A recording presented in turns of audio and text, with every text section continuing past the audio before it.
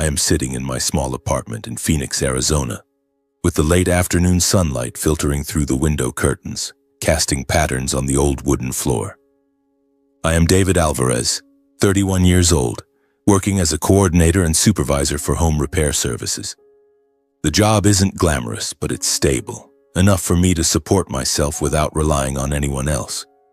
Today is the day before my wedding, and I'm spending the entire afternoon preparing everything. I go over the guest list one last time, checking for any missed names. There are about 80 people, mostly co-workers and a few distant relatives.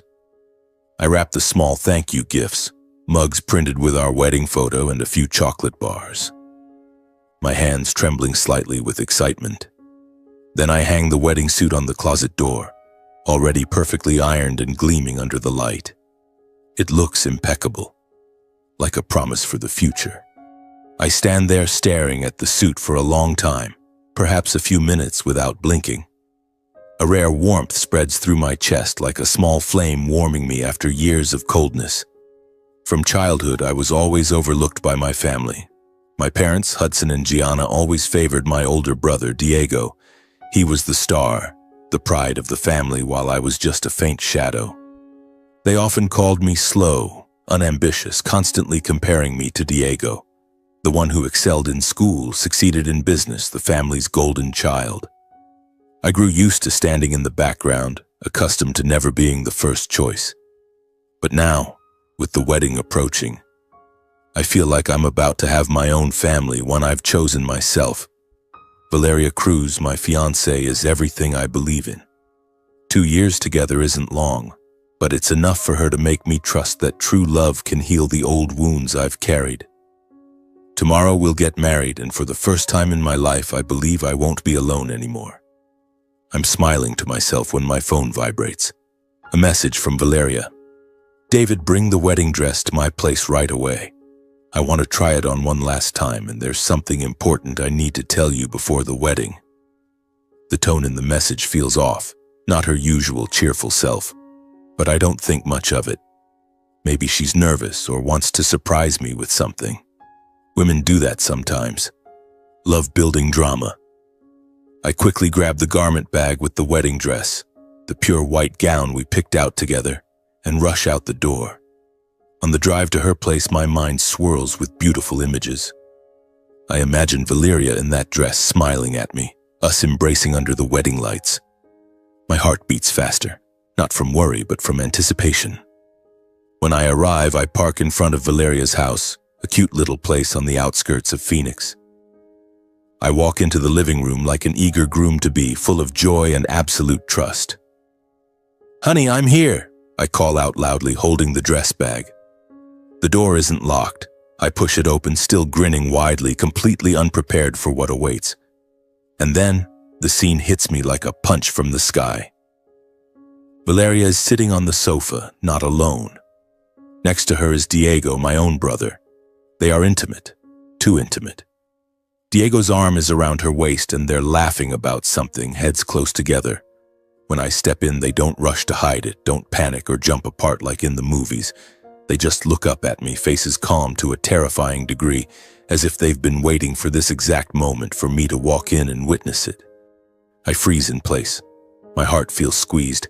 The air in the room suddenly becomes heavy and suffocating.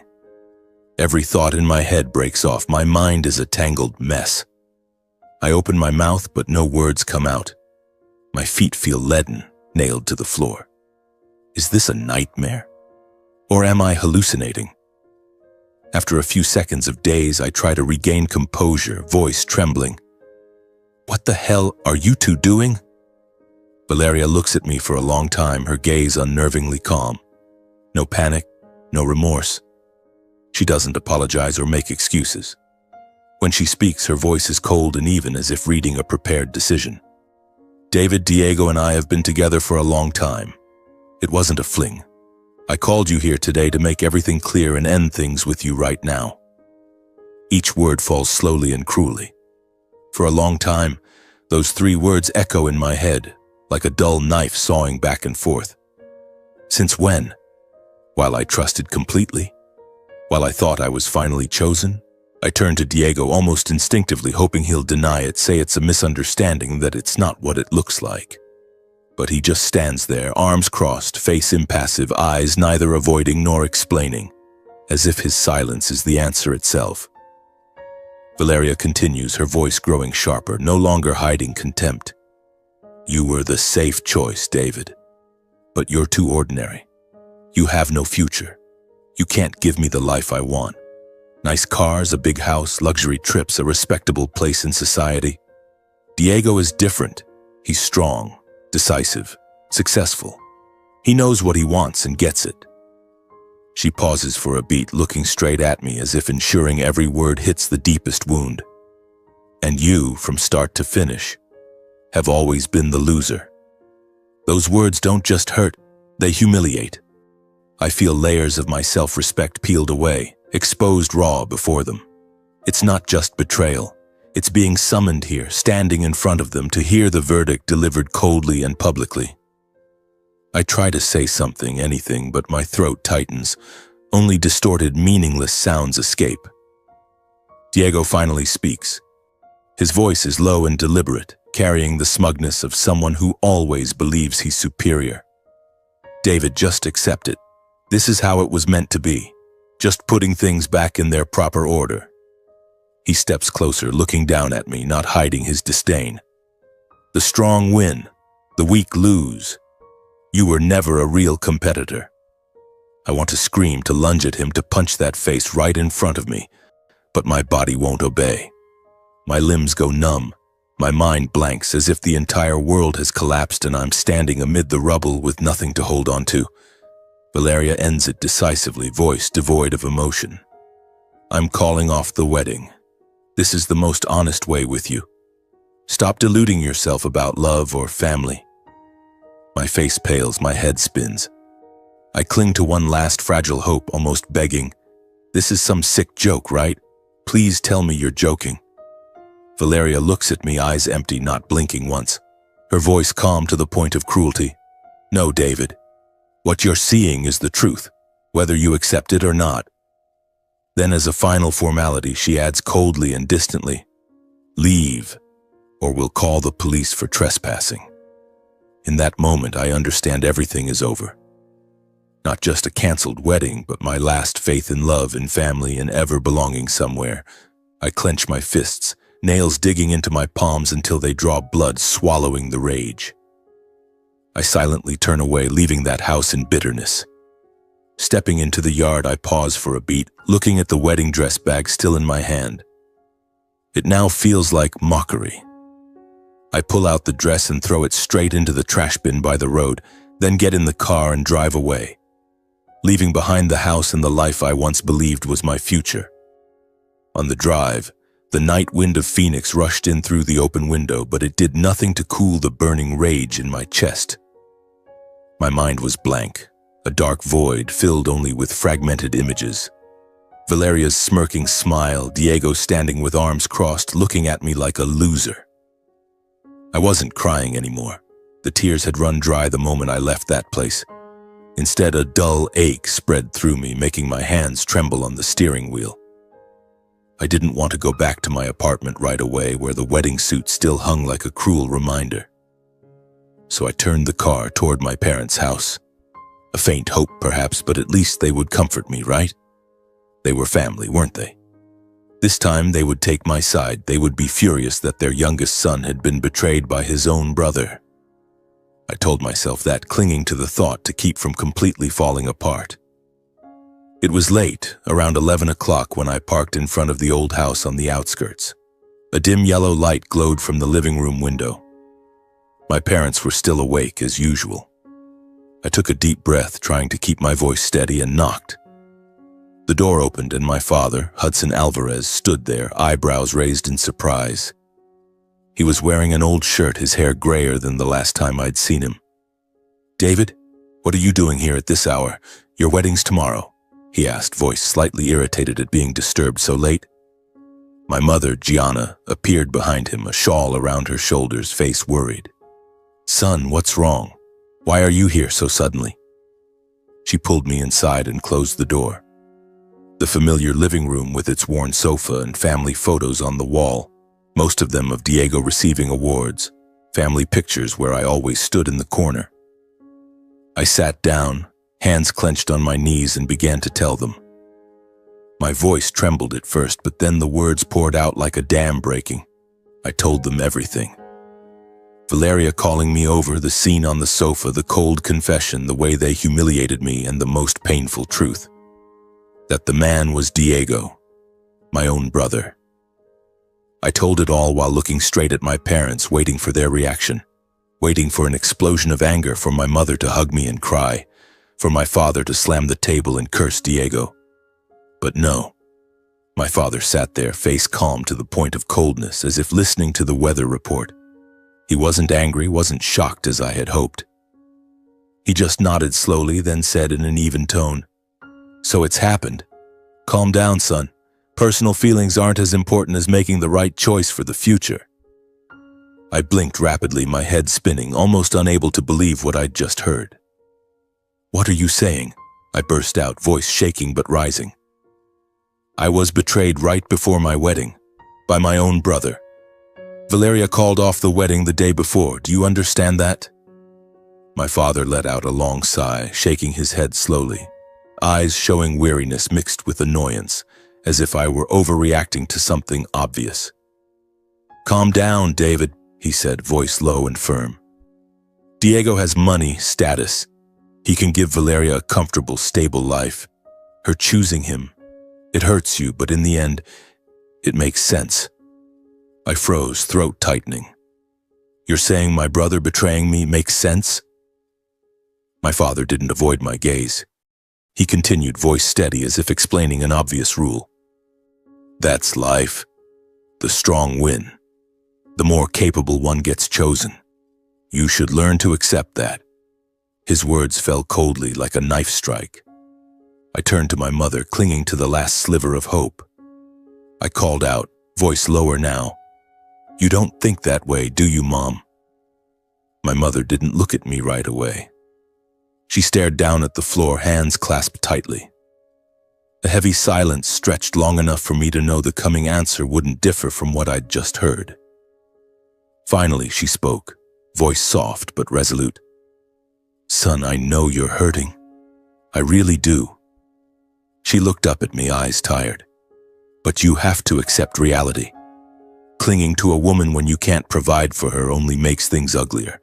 Valeria deserves a better life." I felt blood rush to my head. "What are you saying?" I nearly shouted. "She was going to be your daughter-in-law. And Diego, he stole her from me, right before my wedding." But my mother didn't stop. She looked at me, voice lowering, taking on that familiar authoritative tone of family duty. "David, listen to me," she said slowly. "Don't make a big scene out of this. Don't ruin Diego's future just because you're hurt. Our family needs him to succeed. You hold back a little, sacrifice a little for your brother." Sacrifice. Again, sacrifice. The word echoed in my head like a familiar curse, and in that moment everything became cruelly clear. My parents weren't angry that I'd been betrayed.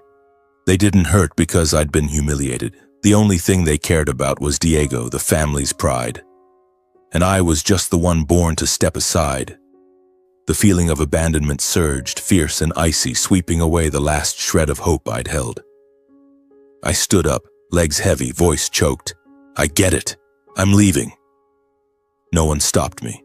No one called my name. I walked out.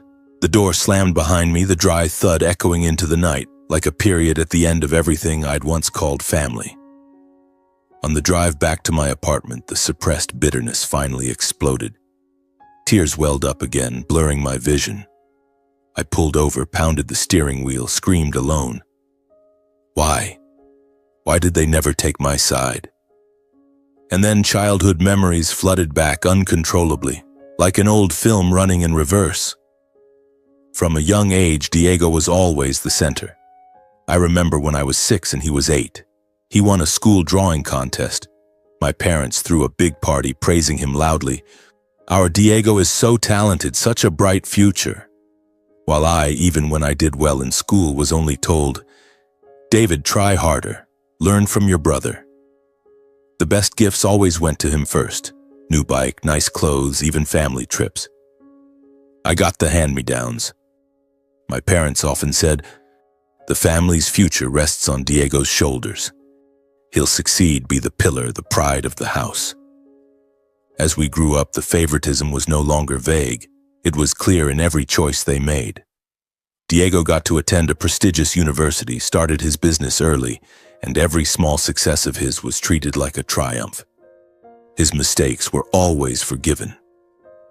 Once when he lost money in a bad deal, my parents didn't blame him. They poured in more money to save it, gently saying, "Everyone has setbacks." But for me, it was different. If I was late to work even once for any reason, I was immediately labeled lazy, unambitious. "You're always like this, never measuring up to your brother," they'd say, as if it were a foregone conclusion. Every time I tried to speak up to say I was trying in my own way, my complaints were shut down instantly, labeled with those familiar words. Jealousy. "Don't be envious, David. Look at your brother and learn," they'd say, as if the only difference between us was that I was inferior, never that I'd never been given the same starting line. I realized long ago that in my parents' eyes, I was never the real choice. I was the shadow, the backup. What had just happened, Valeria choosing Diego, was only the final consequence of that favoritism. I'd lived with it my whole life, but now it had pushed me to the edge. On the drive back to my apartment, the night wind still howled through the open window, but I felt nothing except the emptiness gnawing at me bit by bit. The streetlights of Phoenix blurred past like soulless streaks of light, and I wondered, what would my life be like from now on? No wedding, no new family, and now even my old family had turned their backs. I parked in front of the building, turned off the engine, but sat there for another half hour, unable to step inside. In there, the wedding suit was still hanging like one final mockery. Finally, I dragged myself into the apartment and slammed the door shut. The room was pitch black, lit only by streetlight filtering through the curtains. I collapsed onto the bed fully clothed, staring wide-eyed at the ceiling. That entire night I tossed and turned, unable to sleep. Sleep fled from me like an enemy, leaving swirling thoughts behind. My phone lay silent on the table. No calls, no messages from Valeria. I stared at the screen, hoping for a miracle. Maybe she regretted it, maybe it was just a bad dream. But no, not even a hint of hesitation. She had chosen and chosen decisively. I rolled over, trying to close my eyes, but the image of them on the sofa kept appearing along with my parents' words. It makes sense. My heart tightened, the pain so intense I had to sit up, clutching my chest and gasping for air. The night dragged on endlessly. Each tick of the clock felt like a knife stab. I thought about the future. Tomorrow there would be no wedding. What was I supposed to do now? As dawn broke, faint sunlight slipped through the curtains, bathing the room in pale gold. I sat up, exhaustion spreading through my body like I'd run a marathon all night. My head was heavy, eyes stinging, but I made a firm decision. Cancel the entire wedding. I couldn't drag it out anymore, I couldn't pretend. I picked up the phone, hands shaking, and started calling the guests. The list was long, 80 people, and each call was a swallow of humiliation. "Hi, the wedding's been canceled. Sorry for the late notice." My voice was dry, emotionless. They asked why, voices full of surprise. "What happened, David? Is it something serious?" I just repeated, "Personal reasons." "Sorry." Those words were like salt in the wound. I accepted all the criticism, the gossip. David got dumped. Wedding canceled last minute, must be some big drama. And the pity, but I didn't care anymore.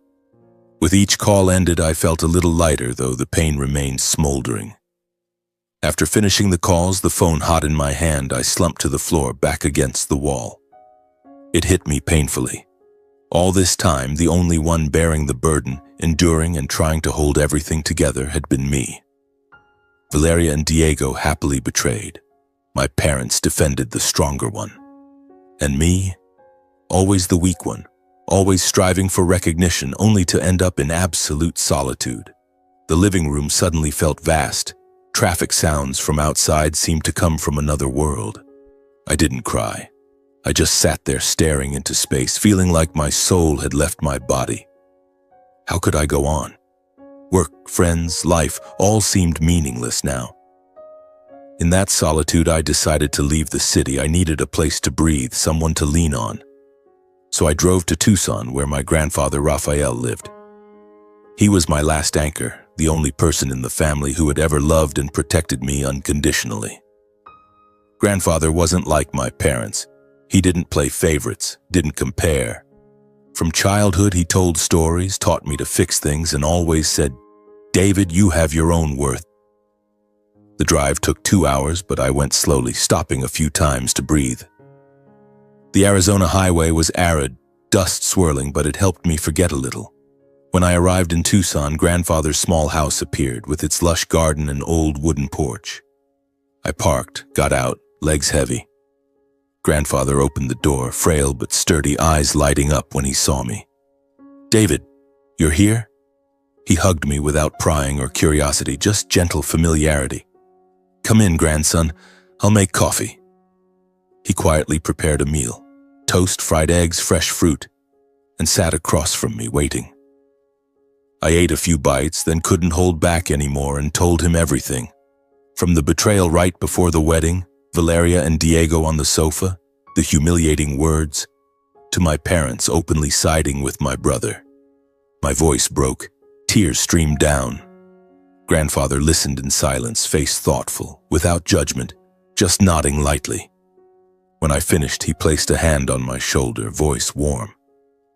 "David, stop seeking your worth in others' recognition. If they don't see it, that doesn't mean you're not valuable. Sometimes leaving isn't defeat, it's saving yourself. You're stronger than you think." His words were like a cool stream, soothing the chaos inside me. I nodded, saying nothing, just feeling rare peace. I stayed with Grandfather for a few days. Those days were like a gentle dream amid a nightmare. I helped with small tasks, fixing the fence, watering plants, sweeping the yard. We shared simple meals, vegetable soup, grilled meat, and talked about little things.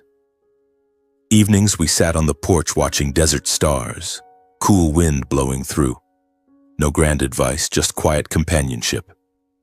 That slow pace gradually pulled me from the turmoil. I started sleeping better, eating better, and the pain faded, though it lingered. When I returned to Phoenix, I buried myself in work. Coordinating home repairs, I took extra shifts, keeping my mind busy to avoid thinking. Early mornings to late nights, calling workers, checking contracts, fixing plumbing, painting walls, anything to fill the void. Occasionally, co-workers asked about the canceled wedding, gossip spreading. "Heard you got cheated on, David?" I chose silence, no reaction, just a faint smile, and continued. Gradually, people stopped asking, and I learned to live with the scar. 3 months later, during a routine job inspecting an old house on the outskirts, my phone rang. Unknown number, but I answered. The voice on the other end trembled. "Is this David Alvarez?" "This is from Tucson Hospital, Mr. Rafael Alvarez. He passed away suddenly from a stroke." I froze, the phone nearly slipped. I couldn't cry, just stood there, feeling the world collapse.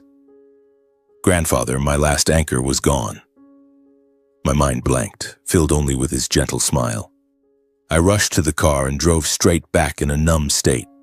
The highway blurred through tears. I drove mechanically, without stopping. At the hospital, they confirmed. Sudden, painless. I claimed the body, arranged the funeral. It was simple but dignified at a small cemetery. Neighbors and old friends came to pay respects, sharing good stories. Raphael always helped people, fixed things for free. He was the best man I knew. Stories I'd never heard from family, making it hurt more. At the funeral, I saw my parents and Diego arrive. They stood together, greeting guests, faces solemn but distant. Not once did they approach me, as if an unbridgeable gap existed between us. Diego glanced at me briefly, then turned away. My parents busied themselves with visitors. I stood quietly in a corner grieving grandfather while feeling acutely excluded from the family. Even in bidding farewell to the person I loved most, I was still the outsider, belonging nowhere. When everyone had left, the cemetery fell silent. Desert wind blew dry and cold. I stood alone before the grave, staring at the name carved on the stone, an undeniable truth. The last tears finally fell, then poured uncontrollably. I knelt, trembling hand brushing the stone, whispering through broken breaths, "Grandfather, what do I do now?" All the pain I'd suppressed burst forth. I cried until exhausted, lying still on the cold grass, clearly feeling that the last person who had sheltered me was truly gone.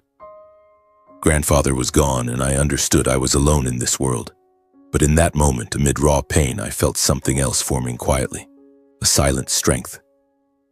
I would stand up, for him and for myself. I returned to Phoenix with a heavy heart, but no longer as a defeated man. In the days after the funeral, I tried to return to my old routine, going to work, repairing strangers' homes, attempting to forget the voids grandfather had left behind. My apartment was quieter than ever. No more calls from him asking about my health. No more handwritten letters with his simple advice. I slept less, ate haphazardly, but every morning I woke up and told myself to keep going. Grandfather had once said, "Life is like a leaky pipe, grandson. If you don't fix it, it keeps dripping forever, but if you're persistent, it will flow smoothly."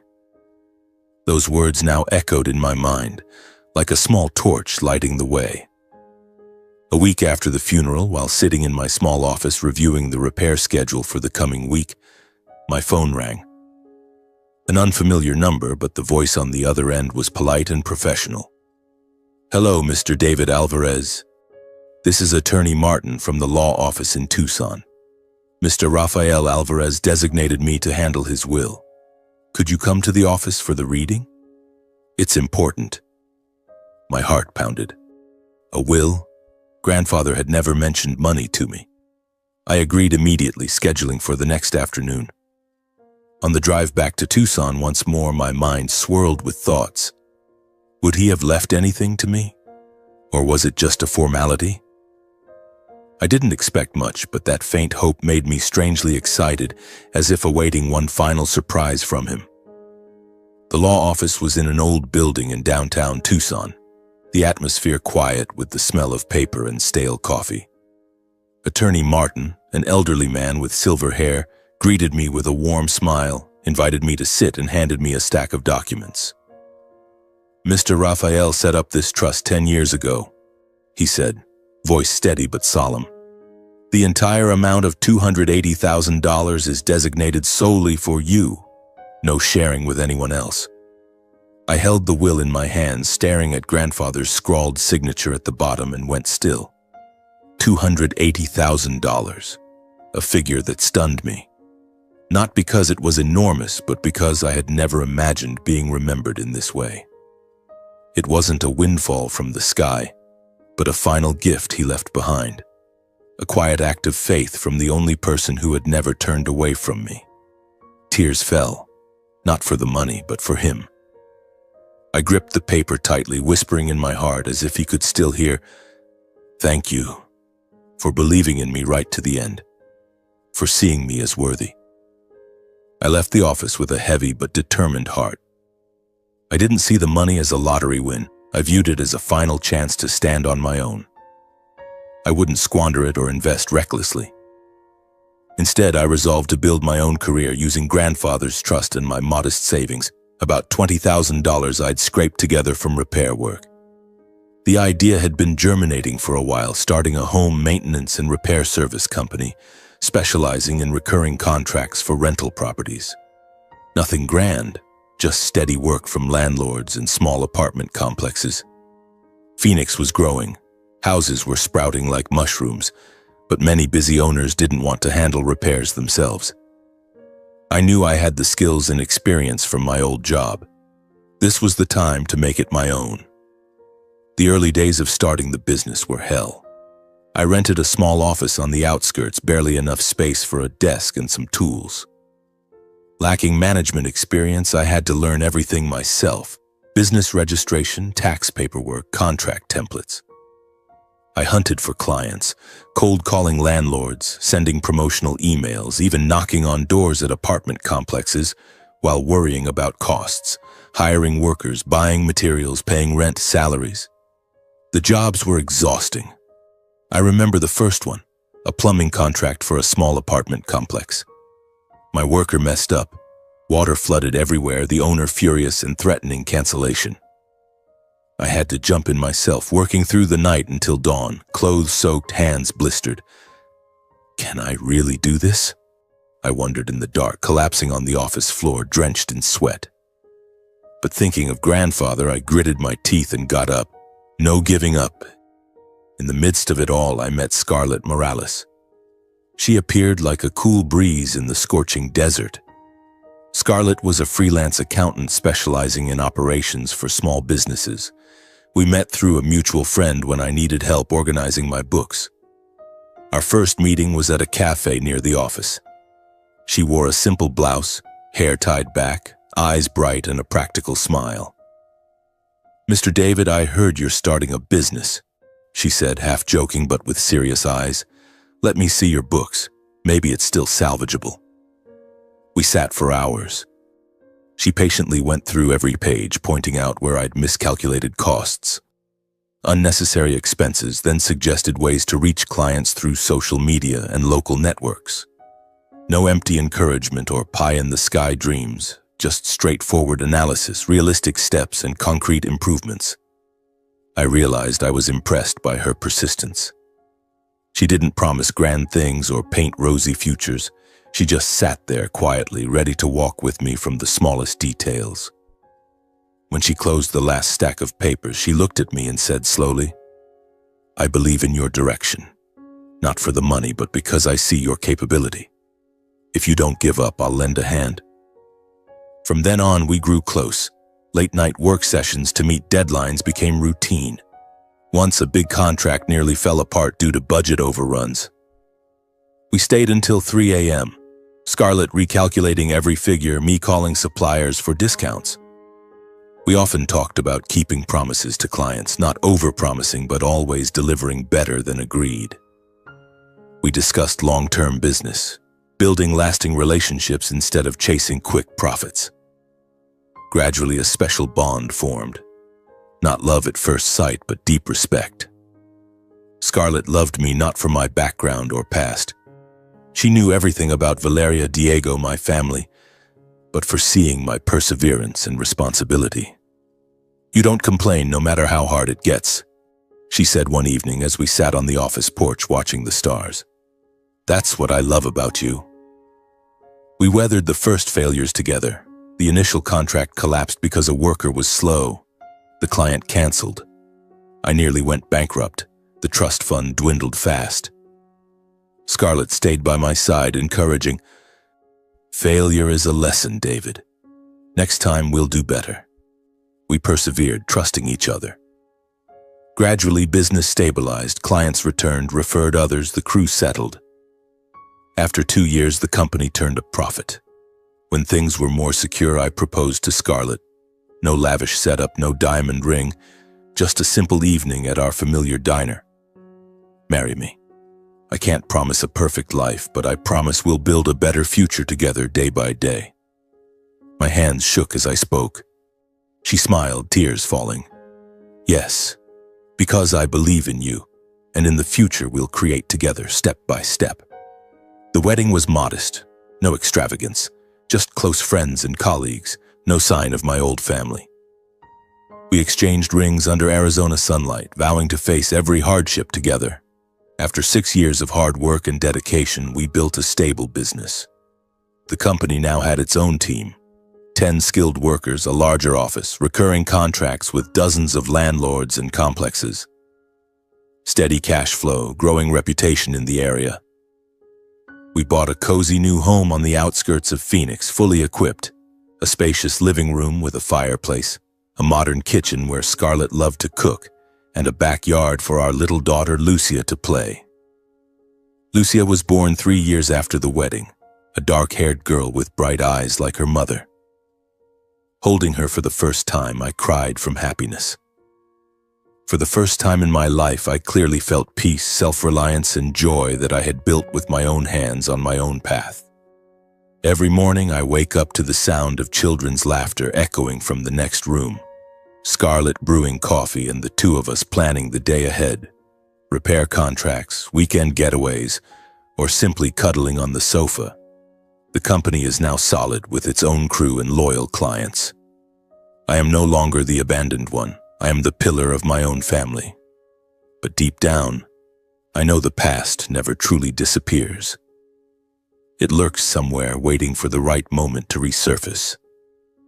Since grandfather's passing, I have had no contact or meetings with anyone from my old family. No birthday calls, no letters asking how I am, not even polite messages.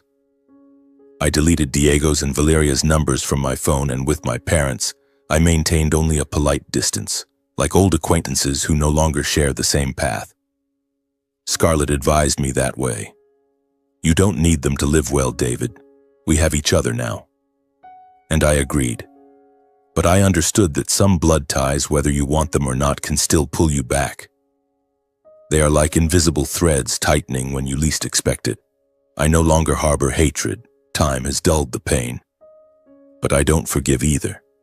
I simply move on with my new family.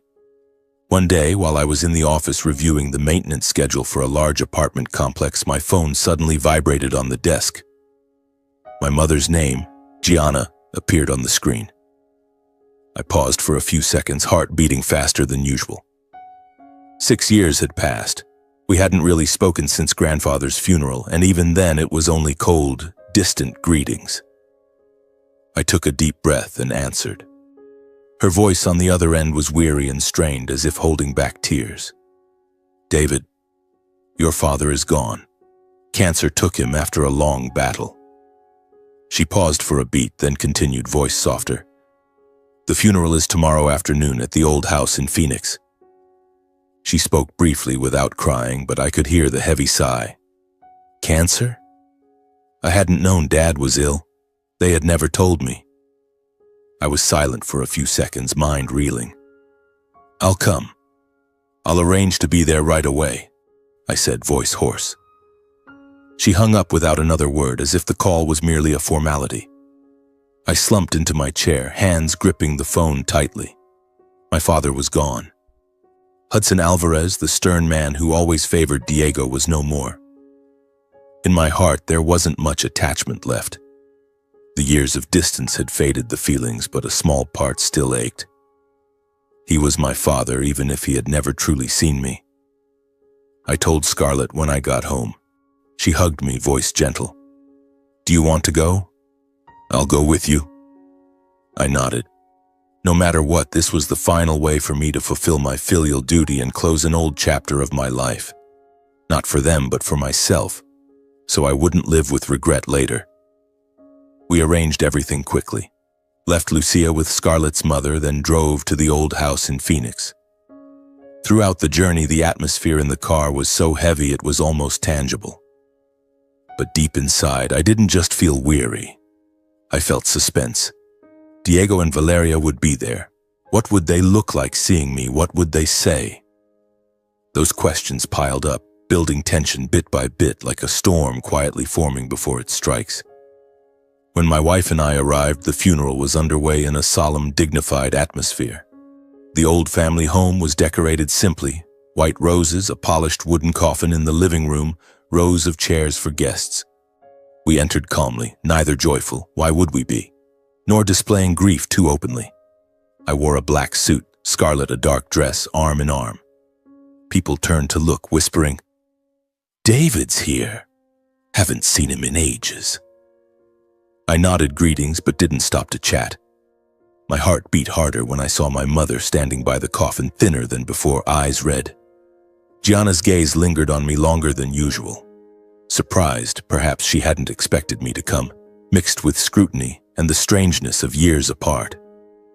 She approached, voice trembling. "Thank you for coming. And Scarlett, too."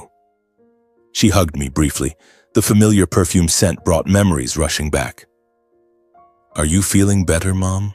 I asked, trying to keep my voice light, as if speaking louder might shatter this fragile atmosphere. She nodded slowly, eyes still tired, then turned to Scarlett beside me. She paused, searching for the right words. "My daughter-in-law looks so beautiful. And how's little Lucia?" Scarlett smiled politely, keeping just enough distance, replying softly and calmly. "She's doing well, thank you.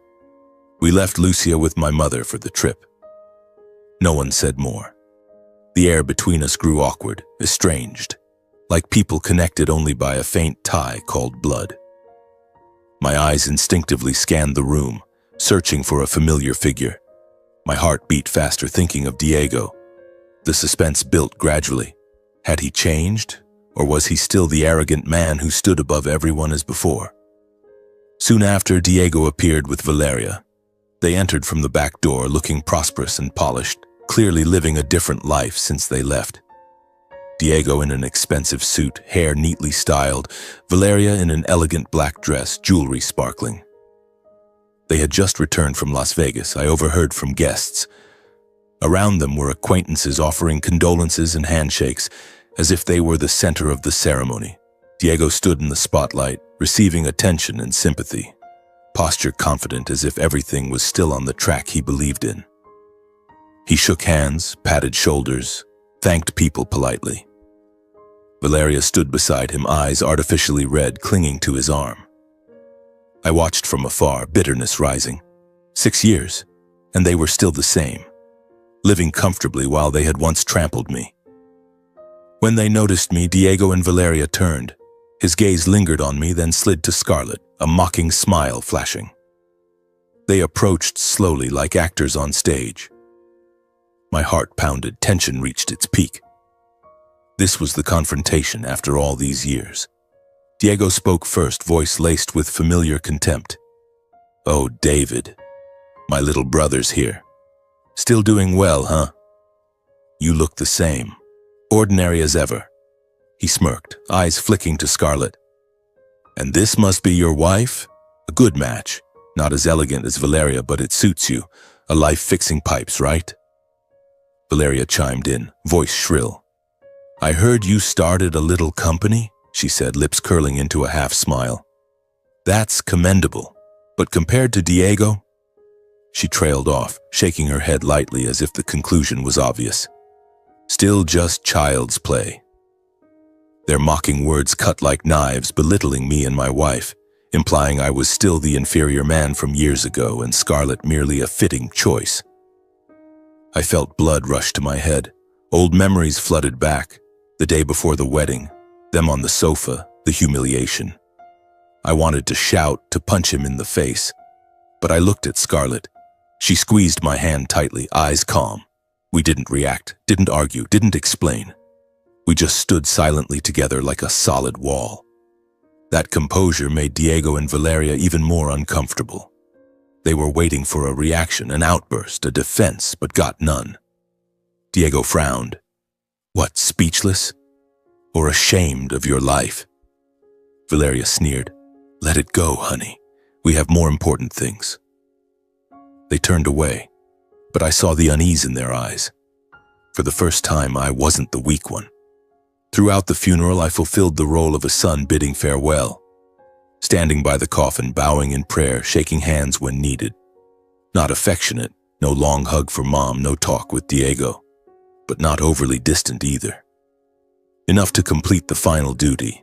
The atmosphere was stifling. Someone's sobs echoed, the scent of white flowers overpowering. I thought of Dad. He never praised me, but he taught me hard work. Memories returned.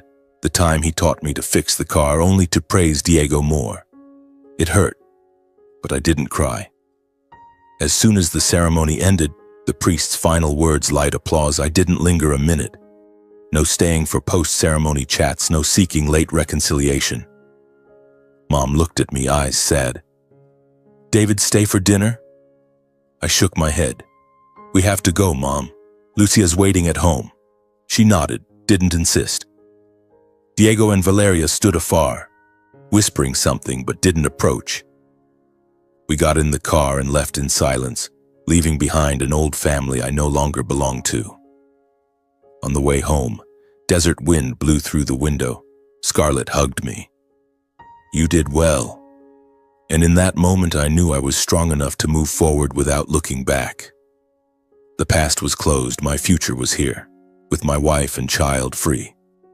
But life isn't that simple. On the way home, I tried to push everything aside. Lucia came rushing to the door, throwing her arms around me with a beaming smile. "Daddy's home." I drew a picture for Mommy and Daddy.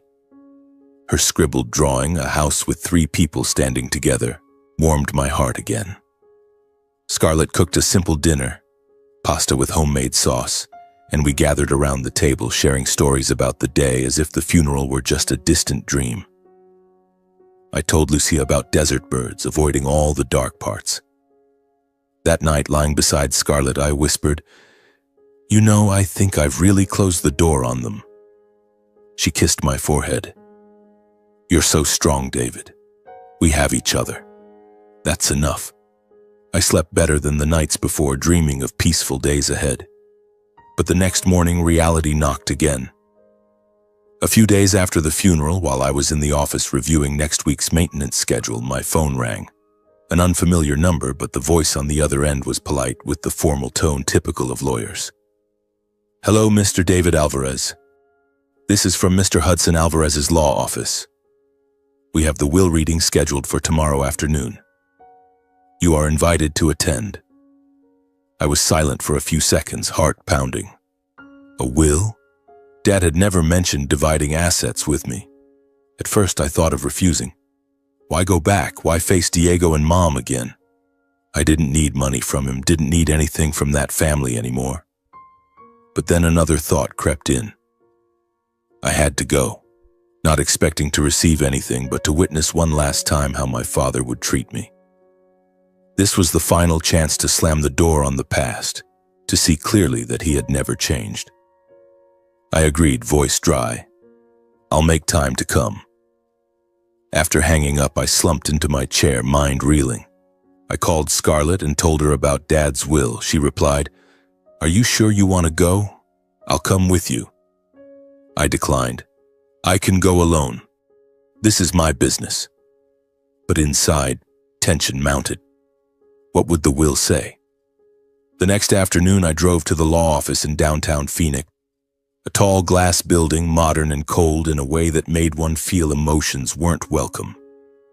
I parked, took a deep breath, trying to stay calm before entering. The small conference room quickly enveloped me in a tense, unfamiliar atmosphere. Gianna and Diego were already there, sitting across from each other around the polished wooden table. Mom looked at me, eyes flashing brief surprise, but she didn't stand or approach. She looked far more worn, hair noticeably grayer, still wearing the black dress that carried the scent of the funeral, as if she hadn't yet stepped out of those grieving days. Diego sat beside her, impeccably dressed in a tailored suit, holding a steaming coffee cup. His face was calm, even confident, as if this meeting was just another formality in a series of things that had always been destined for him. When he saw me, he flashed a mocking smile, attitude openly derisive. "Oh, little brother, you finally showed up. Thought you'd be busy fixing pipes." His words cut like a knife, treating my presence as superfluous, an unavoidable spectacle. I didn't respond, just sat down across from them, heart racing.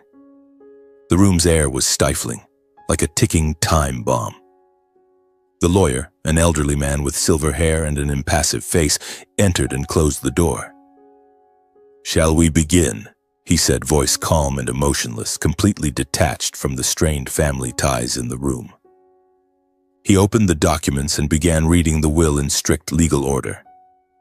His voice was steady, like reading a financial report without fluctuation. Gianna's portion came first.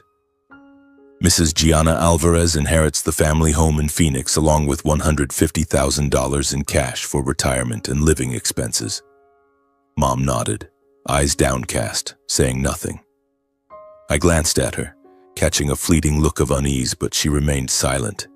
The tension built, my heart pounding, waiting for Diego's part, and then the lawyer continued, For Mr. Diego Alvarez, he inherits the remaining assets, including the used car dealership, 2 rental properties, and cash and investments valued at over $1 million, along with full authority to manage the family business.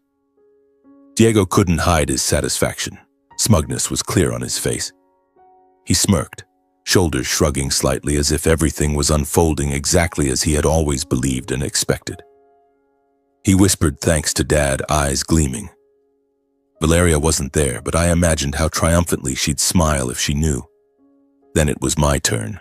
When David was mentioned, the room fell suddenly silent as if everyone held their breath.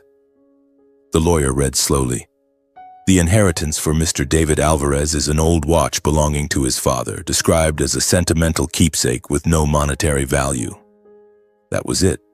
An old watch, the cheap one Dad wore for work, probably tucked away in some box. I sat frozen, anger flaring in my chest like fire, not because of the material value. I didn't need his money, but because even in death, Hudson had never valued or acknowledged my existence. He left everything to Diego and to me, just a leftover trinket, like a final reminder that I had never mattered. Jana looked between her 2 sons with weary, uneasy eyes, but stayed silent. She didn't object, didn't defend, as if it had all been decided long ago. She just sighed, hands clutching a tissue. Diego smiled wider, patting Mom's shoulder. Dad was fair, wasn't he, Mom? I'll make good use of this money. I wanted to shout, to ask why had he never seen me? But I held back, standing up, voice ice cold. Thank you, attorney. I left the law office feeling empty, steps slowing in the long, cold hallway. Outside, rain began to fall, quiet and steady, as if to add another layer of silence to that afternoon. I understood that the last hope I'd held for a father-son relationship had closed here, not with anger, but with an unchangeable truth. On the drive home, tears fell without me noticing, blurring my vision.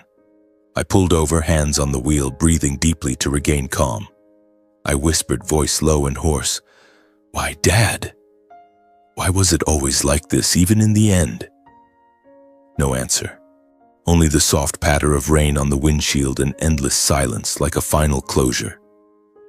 I didn't resent, didn't return to demand or contest anything more. I simply accepted that from this moment, all emotional ties to my old family were truly over. When I got home, Scarlett hugged me tightly, as if understanding without needing to ask. A moment later, she said softly, voice full of concern, "Are you okay, David?" Scarlett asked gently, voice worried but tender. "If you want to talk, I'm here. If you're not ready, that's okay too." I leaned my head on her shoulder, telling her everything in detail, voice occasionally trembling despite trying to stay calm. Scarlett didn't interrupt, just listened, hands steady on my back. When I finished, she looked at me for a long time, then said softly, "You've done everything you could. From now on, you owe them nothing. You're free now, David. Not because you walked away, but because they never knew how to value you." That night, I held Lucia close, feeling her steady breathing and small warmth. In that quiet moment, I realized my life was still moving forward, the company running, my little family here, and things worth protecting. This wound might still be deep, but I knew it would heal, because for the first time I had learned to live fully, no longer dependent on recognition from those who had chosen to turn away from me long ago. In the days that followed, I actively pushed the past aside, pouring all my focus into work and the small family I had struggled to build. I woke up at 5 every morning, brewed strong black coffee, and drove to the office. The company now ran steadily like a well-oiled machine. We had a permanent crew, 12 skilled workers handling everything from plumbing to painting and electrical repairs. Recurring contracts from landlords and small apartment complexes came in reliably. A suburban complex needing monthly maintenance. Several rental homes requiring periodic checks. Cash flow was steady, enough to cover salaries, expenses, and even save a little for Lucia's future. I no longer worried about every bill like in the early startup days when each bank call was a nightmare. Now I could sit at my desk, review gradually rising revenue reports, and smile to myself. I've finally become self-sufficient, I told myself, fingers tracing the black figures on the screen. But work was only part of it. Every afternoon after finishing, I came home earlier, no longer staying out for all-night jobs like before. Scarlett often waited at the door with a warm smile and the aroma of food wafting from the kitchen. We gathered around the table for simple dinners, fresh salads, grilled meat, and homemade bread. Lucia sat in her high chair, playfully wielding a spoon, chattering about preschool in her lisping voice. "Daddy, today I drew our family." The sound of her laughter filled the cozy house, chasing away all fatigue. Scarlett would share about her day, managing books for the company, meeting clients, and I listened, holding her hand under the table.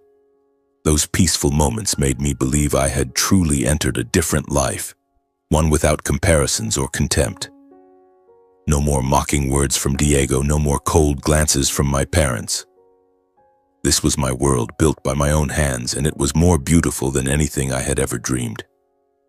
I began enjoying the little things, weekend trips to the park with Lucia pushing her on the swing until she giggled uncontrollably, evenings in the backyard with Scarlett, stargazing under the sparkling desert sky, talking about the future, perhaps expanding the company or having another child. Life flowed calmly like a quiet river after a storm. I no longer dreamed of recognition from my old family. They had become faint memories like an old book on a shelf. Occasionally I thought of the watch in the drawer, Dad's legacy, but I didn't wear it. It was a reminder, but it no longer hurt. I had moved past it. Then one evening, amid that familiar quiet, everything changed. We had just finished dinner. Lucia was playing with toys on the living room floor, Scarlett reading on the sofa. I was washing dishes, mind relaxed with soft music from the radio. Suddenly my phone vibrated on the kitchen counter. I glanced at the screen. An unfamiliar number, but in a few seconds I knew who it was. Diego. Though I had deleted his number long ago, I still recognized it instantly. My heart skipped a beat. My brother, who hadn't contacted me in years since Dad's funeral. The last time we spoke was at the law office, with his mocking smile still vivid in my memory. Why was he calling now? I didn't answer. I didn't want that call to shatter the peace my little family had. The phone rang a few more seconds, then stopped. I breathed a sigh of relief, returning to the dishes, telling myself it was probably a wrong number, even though deep down I knew it wasn't. But then the second call came just minutes later. The screen lit up again, same number. Lucia looked up. "Daddy, the phone's ringing." Scarlett glanced at me, eyes showing concern. "Who's calling?" I shook my head. Probably a wrong number. But inside, unease crept in. Diego wasn't the type to call repeatedly. The third call followed, insistent and unusual, like an alarm bell. My heart beat faster, my hand trembled holding the phone. Was something wrong? Was Mom sick? Or was he in trouble? That thought made me anxious, like standing before a dark door. The fourth call rang. I almost answered, but stopped. Just ignore it, I told myself, but curiosity and worry surged. By the fifth call, the prolonged ringing made the living room atmosphere suddenly tense. Lucia stopped playing, looking at me with wide eyes. Scarlett stood and approached. "Answer it. Calling this many times isn't a mistake." I took a deep breath, pressed accept, and on the other end, Diego's voice came through, but not the confident, arrogant tone of old. His voice was panicked, chaotic, speaking quickly and haltingly. "Is that you, David? I need your help. Valeria tricked me. She manipulated the documents, put everything in her name, transferred it all without me knowing. The company's about to go bankrupt. Partners are suing everywhere. My reputation is ruined." I was stunned by what I heard, mouth agape, unable to speak. Diego, the one who had stolen Valeria from me, humiliated me in front of everyone, was now begging me for help. For the first time in his life, he had to humble himself and call the brother he had never valued. I spoke, voice trembling but trying to stay calm. "What are you saying?" "Slow down," he continued, voice breaking, almost pleading. "She transferred all the money, signed papers I never read. I didn't know anything, David. I'm broke now. You have to help me." I didn't respond immediately, mind reeling. Old images flooded back. The day before the wedding, them on the sofa mocking me. Now Valeria had betrayed Diego? Justice? Or just a vicious cycle? I only said I needed time to think and hung up, hands still shaking. The living room fell suddenly silent. Scarlett sat beside me, quietly holding my hand, waiting for me to speak. I recounted the entire call, voice breaking. From Diego's panic to the details of Valeria's deception. Scarlett listened, eyes serious, then gently advised, "I think you should help him, David. Not to repay any past debt, you owe them nothing, but to stay true to the man you've become. You're strong and kind. Don't let hatred tarnish that." I pondered for a long time, looking at my wife and daughter, weighing between my current peace, the calm life I had worked hard to build, and doing the right thing. Helping Diego meant returning to the past, facing Valeria, reopening old wounds. But not helping. What then? Letting him collapse as he once let me? That thought gnawed at me. Lucia climbed into my lap, hugging my neck. "Are you sad, Daddy?" Her smile helped me decide. I was no longer a coward. I called Diego back, voice firm. "Brother, I'll come tomorrow." He sighed in relief. "Thank you, David. I'm in Las Vegas." I hung up, heart still pounding. Suspense surged. What would this trip bring? But I knew this was the moment to prove I had changed. The next day, I booked a flight to Las Vegas, Nevada, the city where Diego and Valeria had moved and built their lives over the years. Phoenix Airport was bustling, but I barely noticed. I hugged Lucia one last time before leaving. "Daddy's going on a work trip for a few days. Be good with Mommy, okay?" She nodded, eyes sparkling. "Come back soon, Daddy." Scarlett saw me off at the gate, holding my hand tightly. "Call me often. I'm worried about you." I kissed her and boarded the plane with light luggage but a heavy heart. The flight was short, just over an hour, but I sat motionless, staring at the white clouds outside the window. Las Vegas, the city of lights, gambling, where everything could change in a single hand. Diego had once boasted about life there. Casinos, fancy restaurants, real estate deals. Now what? The plane landed. The glaring Nevada sun hit my eyes. I stepped out, heart beating faster. Diego was waiting in the arrivals area, looking haggard, gaunt, and lost. Gone was the confident, arrogant figure once favored by the whole family. Wrinkled shirt, disheveled hair, dark circles under his eyes. He approached awkwardly and hugged me. "Thank you for coming." His voice was hoarse, like someone exhausted. On the drive in his old beat-up car, not the luxury vehicle I'd imagined, I noticed Diego speaking cautiously, eyes evasive, as if every layer of his former confidence had been stripped away by recent events. He drove slowly, occasionally glancing in the rearview mirror. "You've changed a lot. How's your company doing?" I answered briefly. "It's growing steadily. My wife and daughter are well." He nodded but didn't probe further. The atmosphere in the car was stifling, filled with the smell of stale coffee and scattered papers. I asked, "Where's Valeria?" He gripped the wheel tighter, voice bitter. "She's gone. After taking everything." Tension mounted. I imagined him discovering it, perhaps waking one morning to empty accounts. We arrived at the house, a once luxurious villa on the Las Vegas outskirts, now run down with overgrown weeds. Diego invited me in, hands shaking as he made coffee. "Sit down. I'll tell you everything from the beginning." We sat at the kitchen table, papers piled in front of us. His voice broke, eyes red. Valeria manipulated me step by step.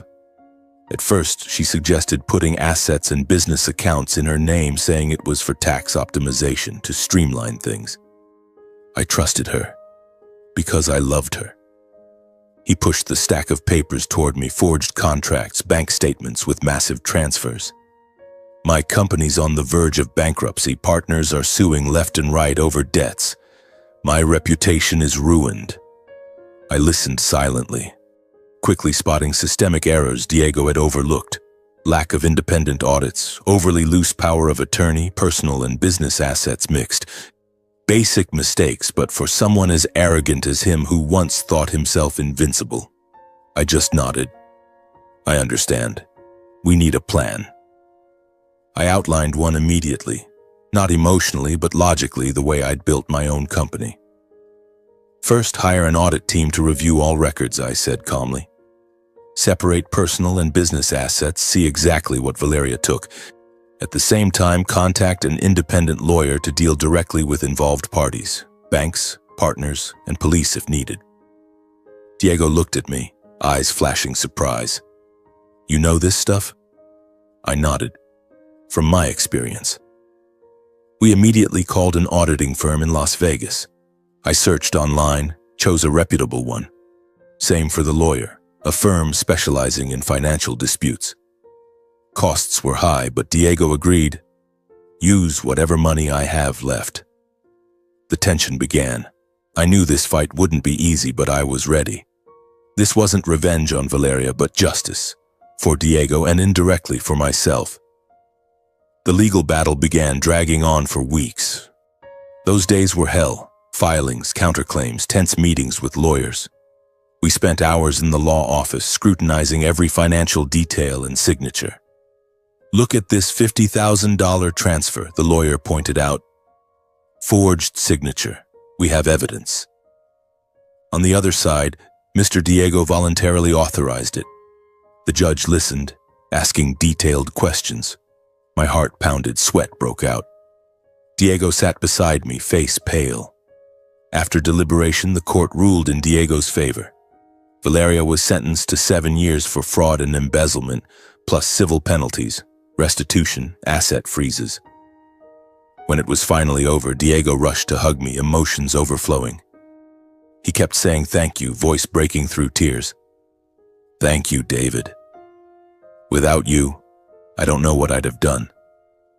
I stood still in his embrace, neither joyful nor proud, just a clear calm inside. I realized I had been strong enough to do the right thing, not for recognition or repayment, but to close the past and move forward lighter and more at peace. We left the courthouse. Nevada's sun glared down. Diego held my hand. You're my hero. I smiled faintly. Just your brother. The next day, I booked a flight to Las Vegas, Nevada, the city where Diego and Valeria had moved and built their lives over the years. Phoenix Airport was bustling, but I barely noticed. I hugged Lucia one last time before leaving. Daddy's going on a work trip for a few days. Be good with Mommy, okay? She nodded, eyes sparkling. Come back soon, Daddy. Scarlett saw me off at the gate, holding my hand tightly. Call me often. I'm worried about you. I kissed her and boarded the plane with light luggage but a heavy heart. The flight was short, just over an hour, but I sat motionless, staring at the white clouds outside the window. Las Vegas, the city of lights, gambling, where everything could change in a single hand. Diego had once boasted about life there. Casinos, fancy restaurants, real estate deals. Now what? The plane landed. The glaring Nevada sun hit my eyes. I stepped out, heart beating faster. Diego was waiting in the arrivals area, looking haggard, gaunt, and lost. Gone was the confident, arrogant figure once favored by the whole family. Wrinkled shirt, disheveled hair, dark circles under his eyes. He approached awkwardly and hugged me. Thank you for coming. His voice was hoarse, like someone exhausted. On the drive in his old beat-up car, not the luxury vehicle I'd imagined, I noticed Diego speaking cautiously, eyes evasive, as if every layer of his former confidence had been stripped away by recent events. He drove slowly, occasionally glancing in the rearview mirror. You've changed a lot. How's your company doing? I answered briefly. It's growing steadily. My wife and daughter are well. He nodded but didn't probe further. The atmosphere in the car was stifling, filled with the smell of stale coffee and scattered papers. I asked, Where's Valeria? He gripped the wheel tighter, voice bitter. She's gone, after taking everything. Tension mounted. I imagined him discovering it, perhaps waking one morning to empty accounts. We arrived at the house, a once luxurious villa on the Las Vegas outskirts, now run down with overgrown weeds. Diego invited me in, hands shaking as he made coffee. "Sit down. I'll tell you everything from the beginning." We sat at the kitchen table, papers piled in front of us. His voice broke, eyes red. Valeria manipulated me step by step. At first, she suggested putting assets and business accounts in her name, saying it was for tax optimization to streamline things. I trusted her because I loved her. He pushed the stack of papers toward me, forged contracts, bank statements with massive transfers. "My company's on the verge of bankruptcy. Partners are suing left and right over debts. My reputation is ruined." I listened silently, quickly spotting systemic errors Diego had overlooked. Lack of independent audits, overly loose power of attorney, personal and business assets mixed. Basic mistakes, but for someone as arrogant as him, who once thought himself invincible. I just nodded. "I understand. We need a plan." I outlined one immediately, not emotionally but logically, the way I'd built my own company. "First, hire an audit team to review all records," I said calmly. "Separate personal and business assets. See exactly what Valeria took. At the same time, contact an independent lawyer to deal directly with involved parties, banks, partners, and police if needed." Diego looked at me, eyes flashing surprise. "You know this stuff?" I nodded. "From my experience." We immediately called an auditing firm in Las Vegas. I searched online, chose a reputable one. Same for the lawyer, a firm specializing in financial disputes. Costs were high, but Diego agreed. "Use whatever money I have left." The tension began. I knew this fight wouldn't be easy, but I was ready. This wasn't revenge on Valeria, but justice. For Diego, and indirectly, for myself. The legal battle began, dragging on for weeks. Those days were hell. Filings, counterclaims, tense meetings with lawyers. We spent hours in the law office, scrutinizing every financial detail and signature. "Look at this $50,000 transfer," the lawyer pointed out. "Forged signature. We have evidence." On the other side, Mr. Diego voluntarily authorized it. The judge listened, asking detailed questions. My heart pounded, sweat broke out. Diego sat beside me, face pale. After deliberation, the court ruled in Diego's favor.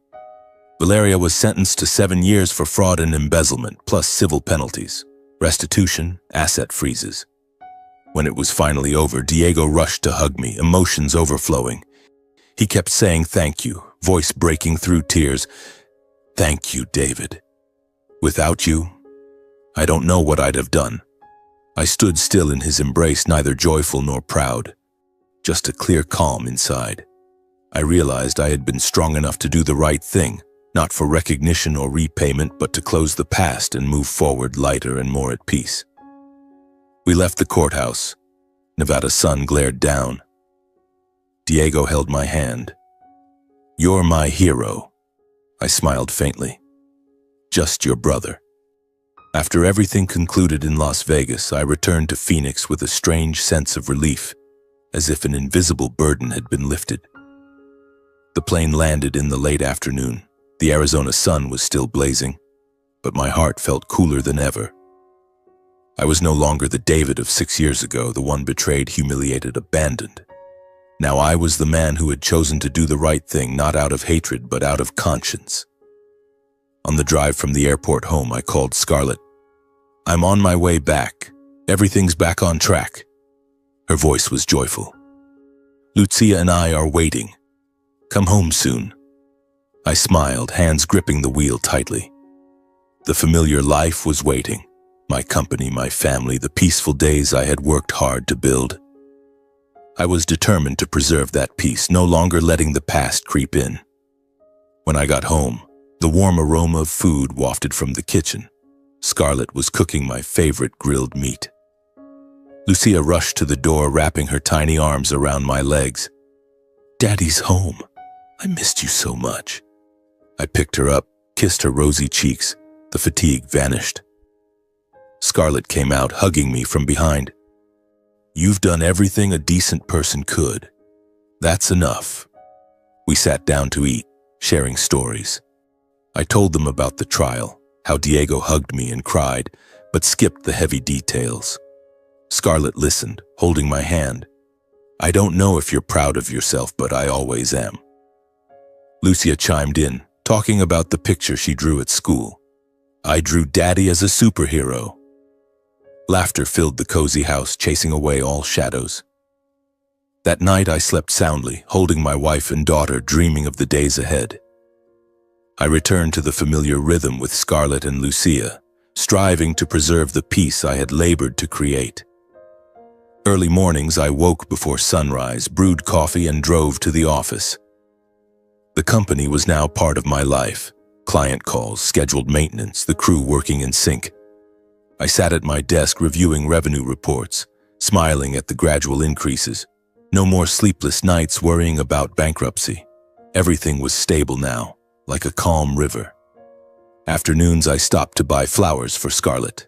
Vibrant red roses, a reminder that our love was real. At home we cooked together. Lucia ran around the kitchen singing children's songs. Those moments, simple but precious, made me believe I had truly turned the page. No more comparisons to Diego, no more contempt from the past. This was my life, chosen and built by me. But that peace didn't last long. One evening after dinner, as we gathered on the sofa watching cartoons with Lucia, my phone rang. My mother's name, Gianna, appeared on the screen. I hesitated for a few seconds, heart beating a little faster. The last time she called was after Dad's funeral, just to inform about the will. Why now? I answered. On the other end, her voice trembled, choked, as if holding back sobs. Son, Diego had an accident. The hospital just called. It's serious. He might not make it. Her words struck like lightning. I froze, feeling the ground collapse beneath me. Diego, my brother, who had just stood beside me in court, who had hugged me crying in gratitude, was now in the hospital, possibly dying. Just recently we had sat together planning the future. How could this be? What happened to him, Mom? I asked, voice faltering. She sobbed. Car crash. He was driving alone. Doctors say severe brain trauma. Come right away. I hung up, hands shaking, face pale. Scarlett stood holding my hand. What's wrong? I recounted it, voice breaking. My brother had an accident. He might not survive. Lucia looked up, eyes wide. What happened to Uncle Diego, Daddy? I forced a smile, picking her up. Uncle's sick. Daddy has to visit. Stay home with Mommy, okay? I quickly instructed my wife and daughter, reassuring them with forced calm. I'll be fine. Take care of Lucia. I'll call often. But inside I was in violent turmoil, as if the ground had vanished beneath my feet. Why now? After everything, when he was just starting to rise again, to have a chance at a new beginning. That thought left my mind blank, only a feeling of endless freefall. I didn't think further.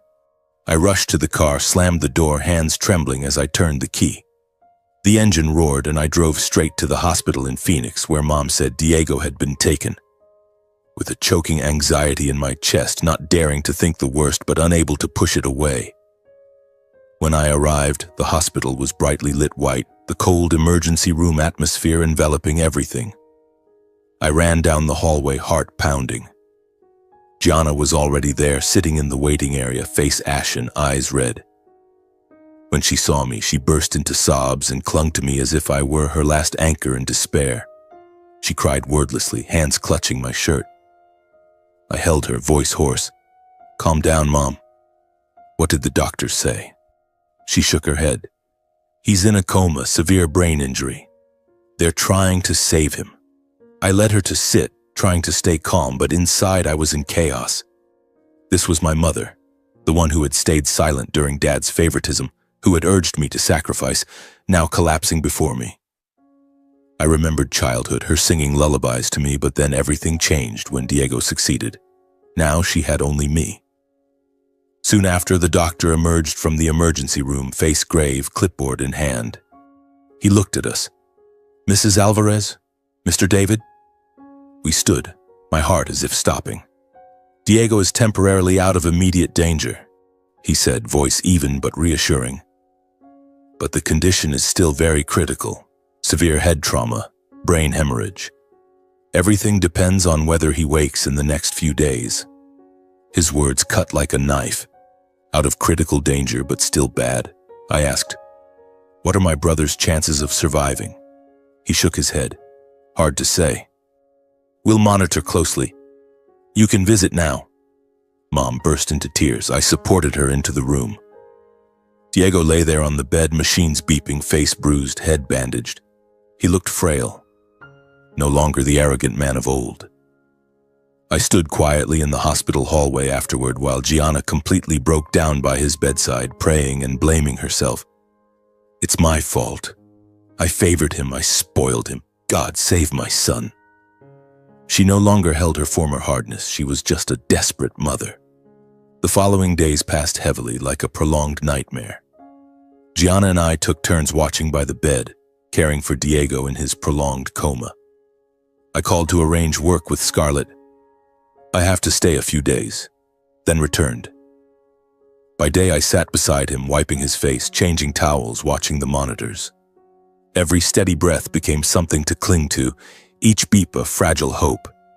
He had once stolen my happiness. But now, seeing him motionless on the hospital bed, I no longer felt anger, only a quiet pity. Nights fell very late. When Mom dozed off on the long hallway bench, I sat alone, letting memories return. I remembered childhood, the two brothers playing ball in the backyard, him patiently teaching me penalties, laughing loudly when I missed. Then everything gradually changed. As he began succeeding, the distance between us grew. I faded into the background, becoming a faint shadow in my own family. Time passed slowly, tension built hour by hour.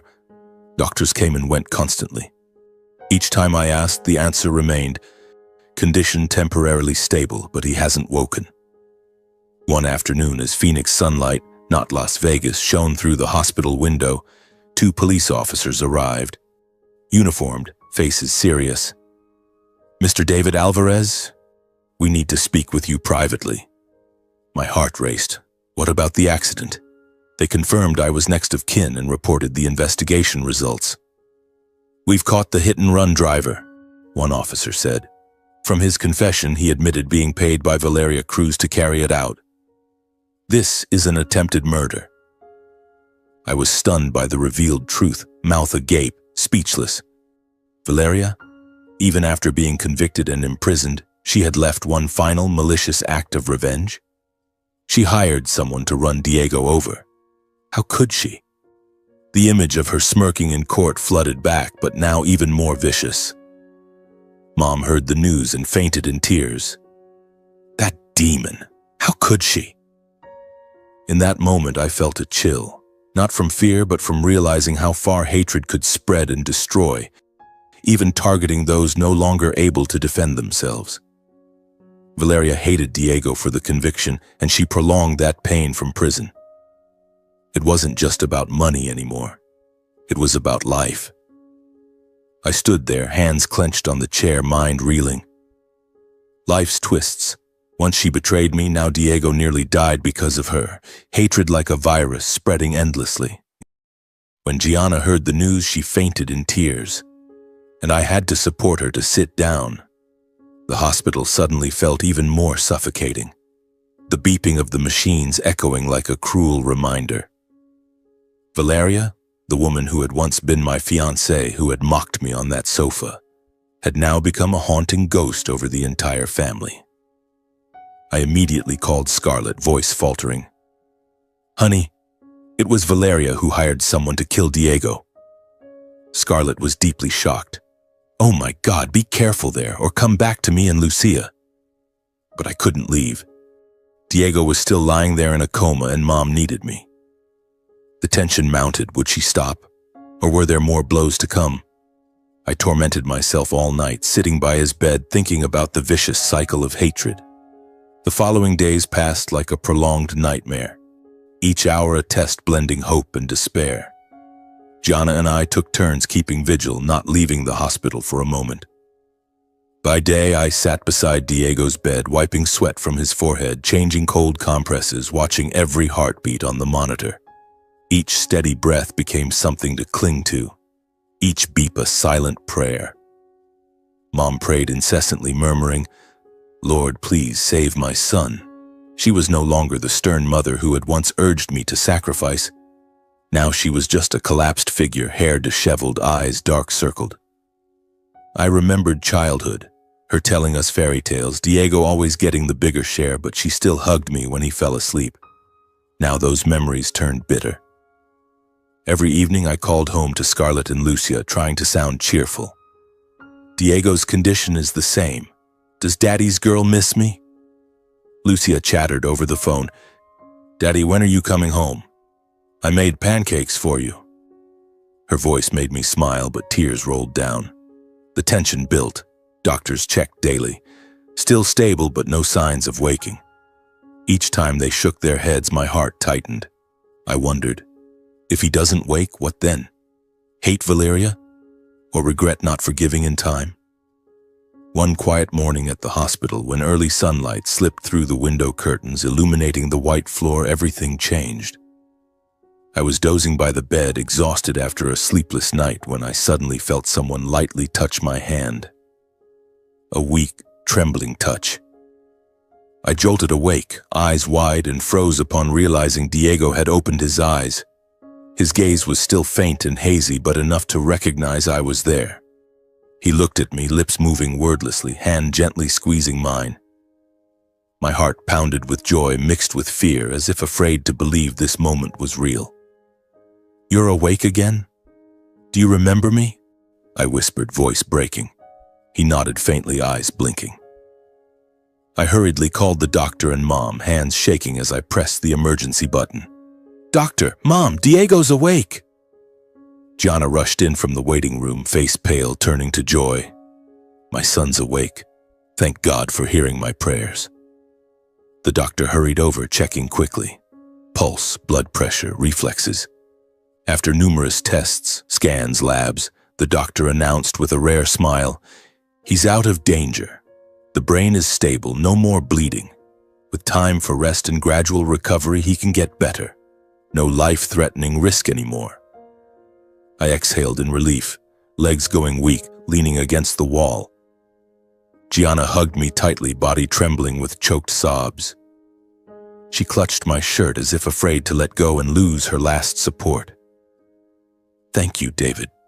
Truly, thank you," she said through broken breaths. "Thank you for not turning away, even though the family hurt you so much. I know I was wrong. I'm sorry, son." Those words tightened my chest. For the first time in my life, I heard genuine remorse in her voice. I hugged Mom back, tears falling on her shoulder, replying softly to reassure us both. "Mom, he'll be okay. Everything will be okay." Diego lay on the hospital bed, eyes open, looking at us, calling us in a weak but clear voice.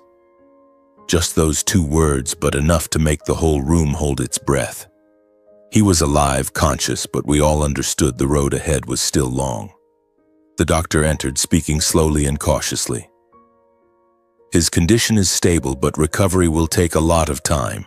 He may need long-term treatment and physical therapy." Even so, in that moment I felt something very clear. Hope had returned. Like a thin ray of sunlight piercing the darkest days, not yet warm enough to dispel everything, but enough for us to believe the darkness would eventually recede. In the blink of an eye, 3 months passed.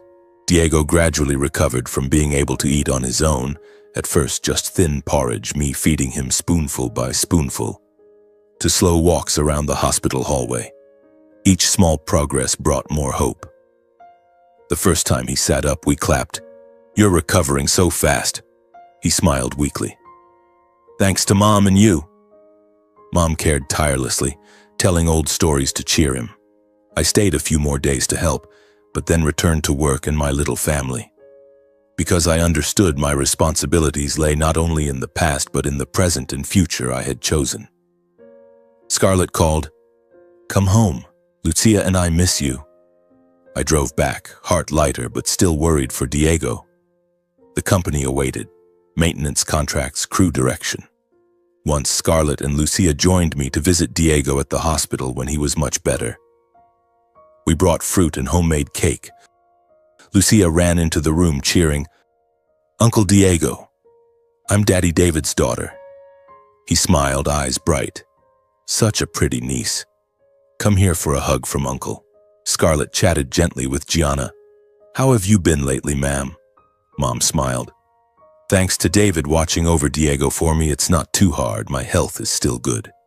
Diego took my hand, voice earnest. "David, I'm sorry. For everything. Valeria, how I treated you, letting you suffer. Thank you for not letting hatred decide your actions. You saved me twice. I might need another lifetime to repay you." His words were sincere, eyes red. Gianna also admitted her mistakes. "I was wrong, David. Prolonged favoritism killed family affection in the quietest way. I favored Diego, neglected you, and now even realizing it, I can't make up for the past. I'm sorry, my son." She cried, hands trembling. I listened in silence without blame or argument because I understood some things gone couldn't return. But I kept my own kindness. "Mom, brother, I've forgiven you. But from now on, let's keep some distance. I have my own family." They nodded, eyes sad but accepting. I set clear boundaries for the relationship going forward, choosing just enough care, phone check-ins, birthday gifts, but not returning to sacrificing or enduring as before. No more emergency calls, no more carrying everything. When Diego was discharged, he moved back with Mom to start over, focusing on recovery and rebuilding life slowly. He sold some assets, opened a small shop, learning simplicity. Mom cared for him and they grew closer. I watched from afar, heart at peace. On one occasion, when both Mom and brother visited my family on a sunny Sunday afternoon, everything felt like a complete picture. They brought a gift for Lucia, a cute doll. Mom hugged her granddaughter.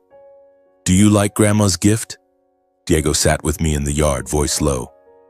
"You have a beautiful life. I'm truly jealous." Scarlett chatted gently with Mom in the kitchen.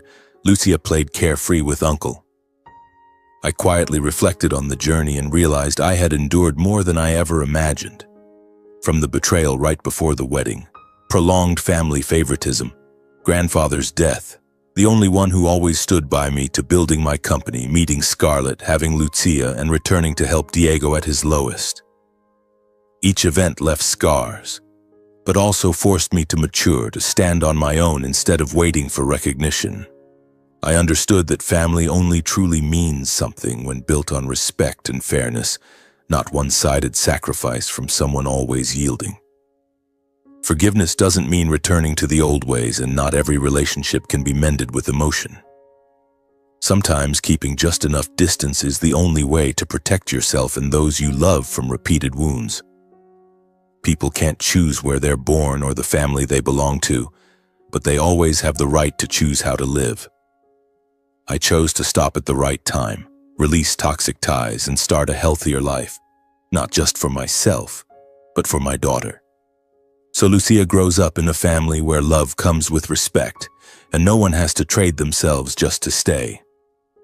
I watch Lucia play, listening to her clear laughter, thinking of the future ahead. I want to teach her about fairness, the strength of kindness, and not letting hatred guide how she lives. My life, from deep suffering to today's simple happiness, is a living lesson I carry every day. And now, with Scarlett by my side, I know I've chosen the right path. A long journey has closed in peace, opening a new chapter, slow, steady, and full of hope.